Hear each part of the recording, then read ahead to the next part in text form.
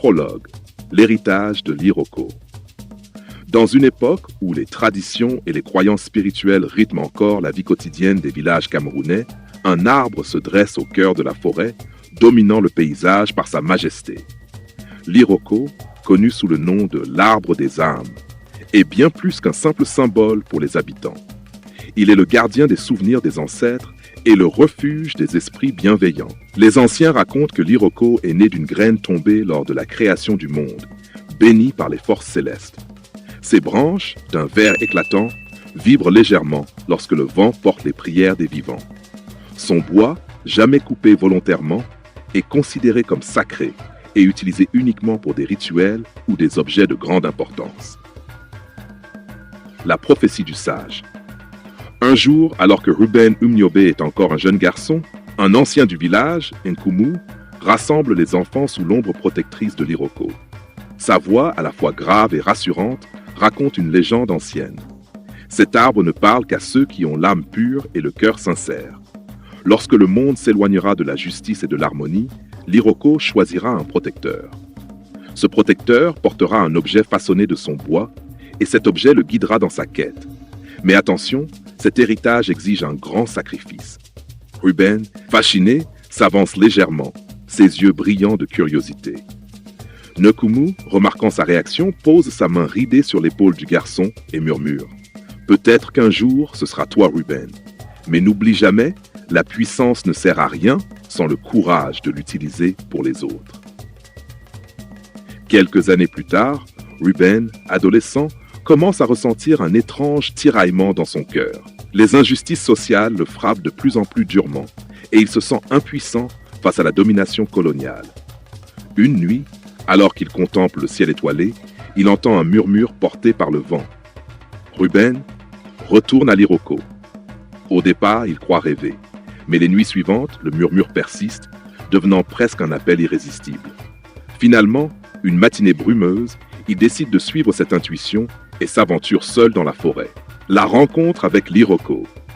Arrivé devant l'arbre, Ruben ressent une énergie inhabituelle. Le sol autour de l'Iroko semble vibrer légèrement et une lumière douce s'échappe des branches. Alors qu'il s'agenouille pour méditer, une branche sèche tombe doucement devant lui. Intrigué, il la ramasse et remarque qu'elle est lisse, presque comme si elle avait été sculptée par une main invisible. À ce moment précis, une voix intérieure résonne en lui. Ruben, fils de la terre, cette branche est un lien avec tes ancêtres. Transforme-la en ce qu'elle doit devenir. Ton chemin sera difficile, mais ton courage illuminera l'avenir. Ruben reste figé, ému par cette expérience mystique. Il sait que sa vie vient de prendre un tournant irréversible. Artisan des esprits. Une rencontre prédestinée. Quelques jours après sa rencontre avec l'Iroko sacré, Ruben Umniobe retourne au village, la branche en main. Ses pensées sont en ébullition. Que faire de ce bois mystique, chargé d'une énergie qu'il ne comprend pas encore? Les conseils du sage Nkumu lui reviennent en mémoire. Ce dernier avait autrefois évoqué un homme capable de transformer la matière brute en objet de pouvoir. Mokoma, un artisan spirituel vivant à la lisière de la forêt. Mokoma est une figure énigmatique, respectée mais aussi redoutée par les villageois. Il est connu pour ses créations uniques, des amulettes, des masques et des instruments de cérémonie, tous imprégnés d'une aura surnaturelle. On dit qu'il travaille en communion avec les esprits et que chaque objet qu'il crée porte une intention sacrée. Le voyage initiatique, Ruben, déterminé à comprendre le mystère de la branche, entreprend un long voyage à travers les collines et les rivières pour atteindre la modeste hutte de Mokoma. Le chemin est ardu, mais il ressent une force intérieure qui le pousse à avancer. Lorsqu'il arrive enfin, il découvre une petite clairière où se trouve une maison en bois, entourée d'outils, de morceaux de bois sculptés et d'objets rituels suspendus aux arbres. Mokoma, un homme âgé à la silhouette élancée, l'accueille sans surprise, comme s'il l'attendait. Ses yeux, perçants et sages, observent Ruben et la branche qu'il tient. « Alors, tu as entendu l'appel de l'Iroko, n'est-ce pas ?» demande Mokoma avec un sourire calme. Ruben, légèrement décontenancé, hoche la tête. « Oui, mais je ne sais pas ce que cela signifie. Cette branche, je sens qu'elle est importante, mais je ne sais pas quoi en faire. » l'éveil du pouvoir. Mokoma examine la branche avec soin, la tournant entre ses mains ridées. Après un long silence, il déclare « Cette branche n'est pas un simple bois. Elle est le cadeau des ancêtres, un lien entre le monde visible et invisible. Mais pour qu'elle devienne ce qu'elle doit être, il faut la sculpter avec une intention pure. » Mokoma invite Ruben à s'asseoir près de lui. Il allume un feu et commence un rituel, chantant doucement des paroles anciennes pour invoquer les esprits de la forêt. Une fumée parfumée emplit l'air et Ruben ressent un calme profond, presque hypnotique. « Dis-moi, Ruben, pourquoi cherches-tu à transformer ce bois? Qu'attends-tu de lui ?» demande Mokoma. Ruben réfléchit longuement avant de répondre. « Je veux un objet qui me rappelle mon devoir envers mon peuple, quelque chose qui me protège et me guide dans ma quête pour la justice. » Mokoma hoche la tête avec satisfaction. « Alors je vais créer pour toi une bague qui portera l'énergie de l'Iroko et la sagesse des ancêtres. Mais souviens-toi, Ruben, cette bague ne t'appartiendra jamais entièrement. Elle appartient à la cause que tu sers. » Le forgeron des âmes. Mokoma commence son travail avec une précision presque surnaturelle. Il taille la branche avec un petit couteau en obsidienne, chantant des incantations à chaque mouvement. Il grave des motifs géométriques sur la bague, symbolisant l'unité, la résistance et la connexion avec les esprits. Chaque ligne et courbe semble vibrer d'une énergie invisible. Pendant ce temps, Ruben observe, fasciné. Mokoma lui explique que la bague agira comme un amplificateur de ses qualités intérieures. Si ton cœur est pur et tes intentions nobles, la bague te protégera et t'aidera à percevoir ce que d'autres ne peuvent pas voir. Mais si tu la portes avec égoïsme ou colère, elle pourrait devenir un fardeau. La transmission. Après des heures de travail, Mokoma tend la bague à Ruben. Elle semble émettre une chaleur douce et réconfortante. Ruben, cette bague est ton lien avec les ancêtres. Elle te guidera. Mais souviens-toi, c'est toi qui forges ton propre destin. Ruben passe la bague à son doigt et ressent une vague d'énergie parcourir son corps. À cet instant, il comprend que ce n'est pas seulement un objet, mais un symbole de sa mission. Le pouvoir de clairvoyance de la bague mystique. Une vision au-delà de l'ordinaire. Peu après avoir reçu la bague de Mokoma, Ruben Umniobe commence à remarquer des changements subtils. Lorsqu'il médite ou se concentre profondément, des images floues apparaissent dans son esprit.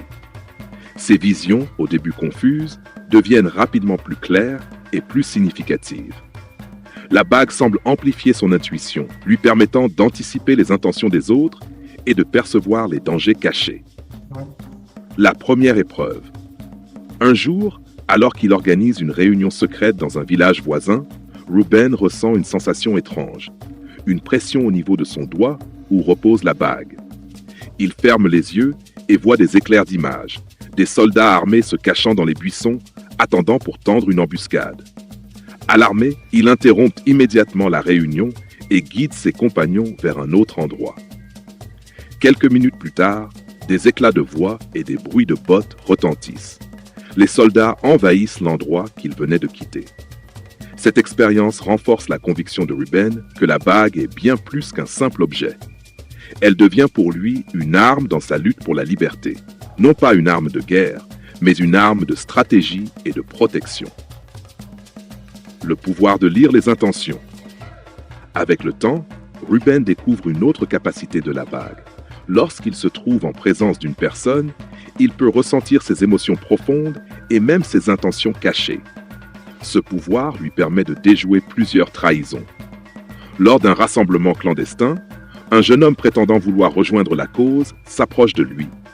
Ruben ressent une légère chaleur émanant de la bague, suivie d'une sensation d'avertissement.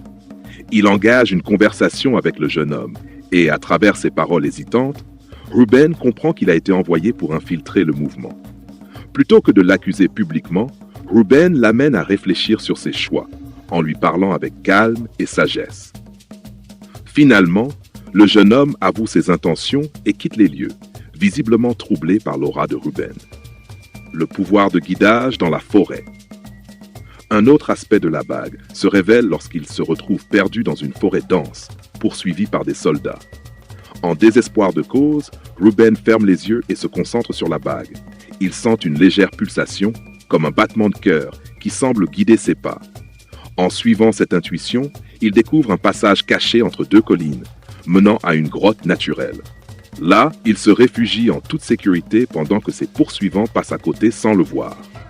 La bague devient pour Ruben non seulement un symbole de protection, mais aussi une alliée dans les moments où l'esprit rationnel échoue. Le don de persuasion. La bague semble aussi renforcer sa voix et son charisme naturel. Lorsqu'il s'adresse à une foule, les mots sortent avec une clarté et une puissance inhabituelle. Les villageois ressentent une étrange assurance en l'écoutant, comme si ses paroles étaient soutenues par une force invisible. Lors d'une grande assemblée où certains villageois hésitent à s'engager par peur des représailles, Ruben lève la main, montrant la bague, et déclare « Cette lutte n'est pas la mienne seule, elle est celle de nos ancêtres, de notre terre et de nos enfants. Ensemble, avec foi et courage, nous surmonterons toutes les épreuves. » L'aura de la bague amplifie son discours et les hésitations se dissipent. Les villageois, galvanisés, jurent de soutenir la cause de Ruben. La limite du pouvoir. Ruben comprend cependant que la bague n'agit pas sans son propre effort. Les pouvoirs ne se déclenchent que lorsqu'il agit avec pureté d'intention. Un jour, submergé par la colère après une trahison, il essaye d'utiliser la bague pour trouver le traître. Mais rien ne se passe. Mokoma lui avait averti, la bague n'est pas une arme de vengeance. Elle te soutiendra seulement si ton cœur reste aligné avec la justice. Cette expérience rappelle à Ruben que le véritable pouvoir réside dans son esprit et son engagement, et que la bague est avant tout un amplificateur de sa propre force intérieure. Épilogue. La bague comme héritage. Les histoires autour des pouvoirs de la bague se répandent parmi les villageois, devenant une légende vivante. Pour Ruben, la bague est bien plus qu'un outil mystique. Elle est un symbole de la lutte pour l'indépendance et un rappel constant que le chemin vers la justice exige intégrité, sagesse et courage. La vision sauvant un village. Contexte. Ruben Omniobe, accompagné de ses fidèles compagnons, arrive dans un petit village isolé au cœur de la forêt camerounaise. Les habitants, apeurés, les accueillent avec prudence. Il confie à Ruben que des soldats coloniaux ont été repérés à proximité et pourraient attaquer à tout moment pour punir le village de sa collaboration avec les résistants. Ruben, troublé mais déterminé, décide de rester pour protéger les villageois. Alors qu'il discute avec les anciens sous un grand arbre, la bague à son doigt commence à chauffer légèrement, comme si elle réagissait à un danger imminent. L'éveil de la vision. Tard dans la nuit, alors que tout est calme, Ruben s'assied seul pour méditer près d'un feu mourant. Il ferme les yeux et serre la bague dans sa main. Une étrange pulsation semble émaner de l'anneau, synchronisée avec les battements de son cœur. Soudain, des images commencent à apparaître dans son esprit. Il voit des silhouettes floues de soldats marchant furtivement dans la forêt. Leur progression est rapide et leurs intentions sont claires. Ils prévoient d'encercler le village et de l'attaquer à l'aube. Ruben distingue aussi une clairière dans la vision, un lieu stratégique où les soldats se regroupent avant de lancer leur assaut. Lorsqu'il revient à lui, son souffle est court, mais son esprit est clair. Il comprend que la bague ne montre pas seulement le danger, mais aussi la clé pour le contrer. La préparation. Ruben réunit rapidement les villageois et ses compagnons. Il décrit en détail ce qu'il a vu et leur explique le plan qu'il a imaginé. Nous allons détourner leur attention. Ils croient que nous sommes des proies faciles, mais nous allons leur montrer que ce village est protégé par l'unité et le courage. Il demande aux jeunes hommes de placer des obstacles sur les chemins menant au village pour ralentir les soldats. Pendant ce temps, un groupe de femmes et d'enfants est guidé en sécurité vers une grotte cachée dans la forêt. Ruben, avec quelques compagnons, se dirige vers la clairière qu'il a vue dans sa vision pour intercepter les soldats. L'affrontement dans la clairière. Lorsque Ruben et son groupe atteignent la clairière, l'aube commence à poindre. Ils voient les soldats regroupés, vérifiant leurs armes et planifiant leur assaut. Ruben serre la bague, ressentant une force intérieure qui lui donne le courage de faire face à une situation désespérée. Plutôt que de s'engager dans un affrontement direct, Ruben utilise son intuition amplifiée par la bague pour trouver des moyens d'intimider les soldats. Ils allument des torches et les agitent dans les arbres, créant l'illusion d'un grand nombre de combattants cachés dans la forêt. Les sons amplifiés de la forêt et les ombres dansantes des torches effraient les soldats, les convainquant qu'ils sont pris au piège. La panique s'installe parmi les troupes coloniales qui se dispersent rapidement sans lancer l'attaque. Le retour triomphal. De retour au village, Ruben est accueilli comme un héros. Les anciens le remercient pour sa sagesse et son courage. Mais Ruben, humble, répond « Ce n'est pas moi, mais l'unité de ce village et la protection de nos ancêtres qui ont gagné cette bataille. » Les villageois comprennent alors que la bague n'est pas un simple artefact, mais un symbole de foi, de clairvoyance et de force collective. Le pouvoir de protection, le mur invisible. Contexte. Ruben Umniobe et un groupe de résistants sont en route pour une réunion secrète dans un village voisin. La nuit est tombée et la forêt autour d'eux est plongée dans une obscurité inquiétante. Ruben ressent un malaise croissant, amplifié par une pulsation inhabituelle de la bague à son doigt. Il sait que le danger est proche. Ah, l'embuscade! Alors que le groupe traverse un pont étroit au-dessus d'une rivière, des soldats coloniaux surgissent des buissons, fusils braqués. Leurs cris brisent le silence de la forêt. « Halte, vous êtes encerclés !» Les résistants, pris au dépourvu, se regroupent autour de Ruben, la peur se lisant sur leur visage. Les soldats avancent lentement, leur intention de capturer le groupe sans équivoque. Ruben, malgré la tension, reste calme et ferme les yeux. La bague émet une légère chaleur et une voix intérieure lui murmure « Fais confiance, laisse la lumière guider tes pas. » L'éveil du mur invisible. Ruben se tient droit, levant doucement la main où brille la bague. Une lueur diffuse émane de l'anneau, grandissant progressivement jusqu'à former un cercle lumineux autour du groupe. Les soldats, surpris, s'arrêtent, fixant avec incrédulité le phénomène qui se déploie devant eux.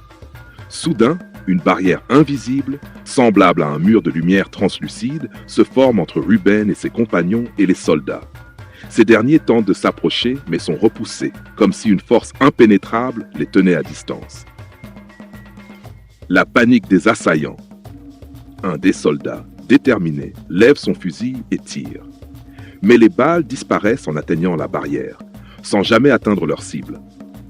Une peur grandissante s'installe parmi les soldats, certains murmurant que Ruben est protégé par les esprits. L'un d'eux crie « C'est de la sorcellerie ! Fuyons avant que la malédiction ne s'abatte sur nous !» Sous la pression psychologique et l'étrange pouvoir de la bague, les soldats finissent par battre en retraite, disparaissant dans l'obscurité de la forêt. La révélation. Une fois le danger écarté, la lueur de la bague s'estompe et la barrière disparaît comme si elle n'avait jamais existé. Les compagnons de Ruben le regardent avec stupeur, certains s'agenouillant même devant lui. « Ce n'est pas moi que vous devez remercier, » dit Ruben d'une voix calme. « C'est la foi que nous portons ensemble. Cette bague est le reflet de notre unité et de notre cause. Tant que nous resterons purs dans nos intentions, rien ne pourra nous détruire. » Le sacrifice ultime. Contexte. Les tensions entre les résistants camerounais et le régime colonial atteignent leur paroxysme. Ruben Umniobe sait que le cercle se resserre autour de lui. Les trahisons se multiplient et les soldats coloniaux intensifient leur traque. Conscient que sa capture est imminente, Ruben prend une décision déchirante. Protéger l'héritage de la lutte en sacrifiant ce qui lui est le plus précieux, la bague mystique. La dernière nuit. Ruben, réfugié dans une grotte dissimulée par la végétation dense, rassemble ses plus proches compagnons. Dans l'obscurité illuminée par un feu vacillant, il leur parle avec gravité. « Mes frères et sœurs, notre lutte ne dépend pas d'un homme, mais d'une idée. Une idée d'unité, de justice et de liberté. Cette bague a guidé mes pas, mais elle ne doit pas devenir une relique que nos ennemis pourraient utiliser pour semer la division ou la peur. » Il retire lentement la bague de son doigt, la regardant une dernière fois. La chaleur familière qu'elle dégage semble lui murmurer un adieu silencieux. Il l'attend à un jeune garçon du groupe, Malik, que Ruben avait sauvé d'une embuscade des années auparavant. La transmission du symbole. Ruben place la bague dans la paume tremblante de Malik. Le garçon ému le regarde avec des larmes dans les yeux. Malik, je te confie cette bague. Elle n'est pas un simple objet, elle porte les espoirs de notre peuple. Protège-la, mais ne laisse jamais son pouvoir te corrompre. Si elle te guide, c'est pour servir les autres, jamais toi-même. Malik, effrayé par cette responsabilité, hésite. Mais Ruben, je ne suis qu'un enfant. Pourquoi moi? Ruben pose une main sur son épaule, le regardant avec une tendresse paternelle. Parce que tu as un cœur pur, et c'est tout ce qui compte. L'ultime trahison. Alors que Ruben et ses compagnons quittent la grotte pour continuer leur chemin, des bruits de pas et des éclats de voix se font entendre. Une patrouille de soldats coloniaux, alertés par un informateur, se rapproche. Ruben réalise qu'il n'y a pas d'échappatoire pour tous. Il prend une décision rapide et irrévocable. Partez avec Malik et protégez la bague.